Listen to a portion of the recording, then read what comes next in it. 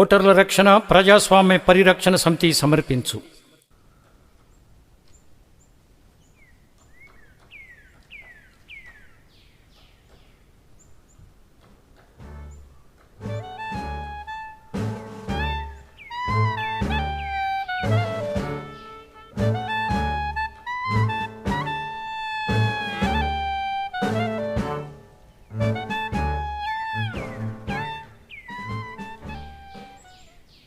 వీడు పొద్దుననంగా పోయినాడు బ్యాంకుకి డబ్బు పైసలు తెస్తానని, ఇంకా రాలేదేంది వీడు?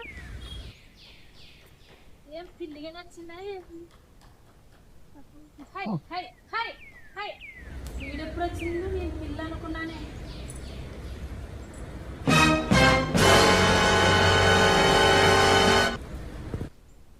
లేదా దొంగ తాగొచ్చినావా? లే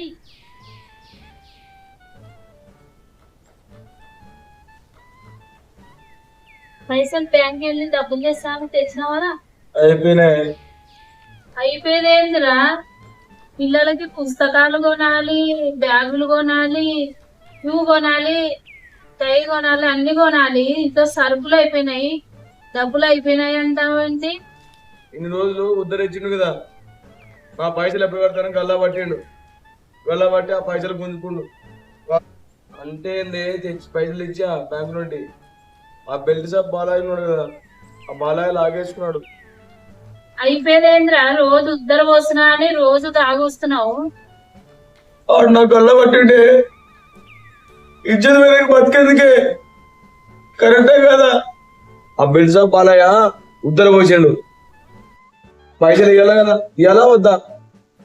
ఆడ తాగినట్టు కాక మళ్ళీ ఇంటికి గాని తెచ్చుకున్నావారా? ఎల్లు బాలయ్య దగ్గరికి వెళ్దాం, నడు.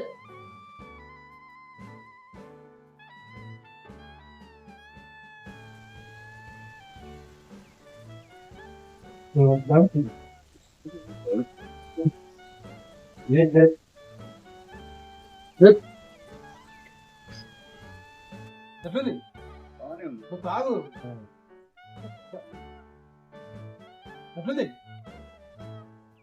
బాగానే ఉంది.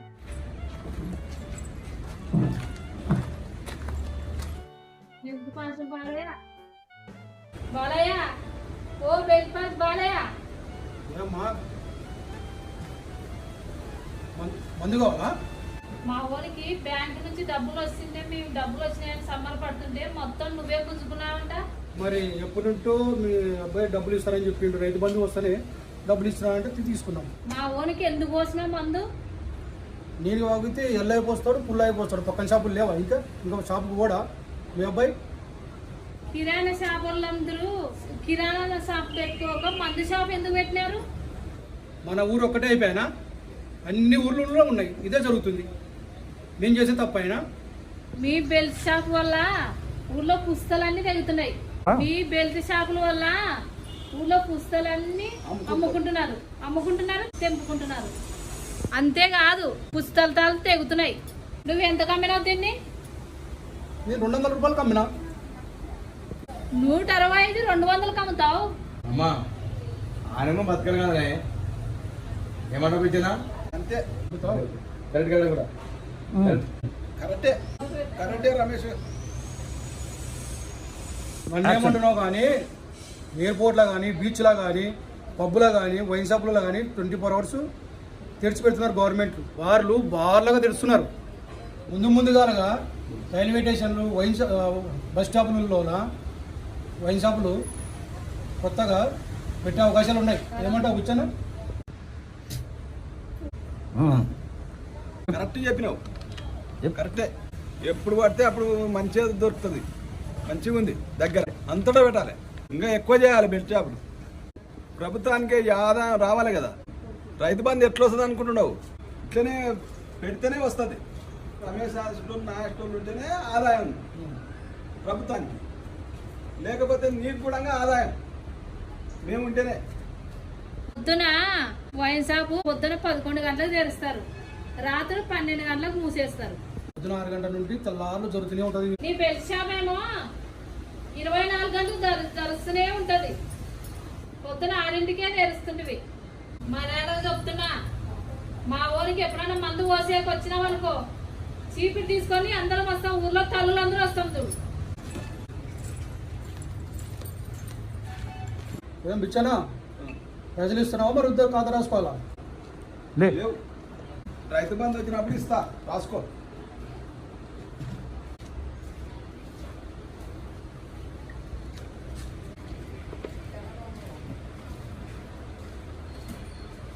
చెబుతి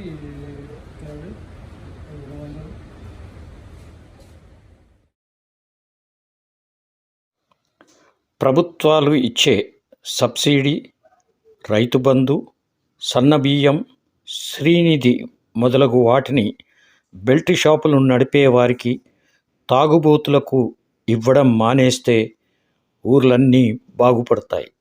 ఇట్లు డాక్టర్ సురేందర్ గుర్రం. ఈ పాటల కోసం Good Short Film. Subscribe to our AAA channel.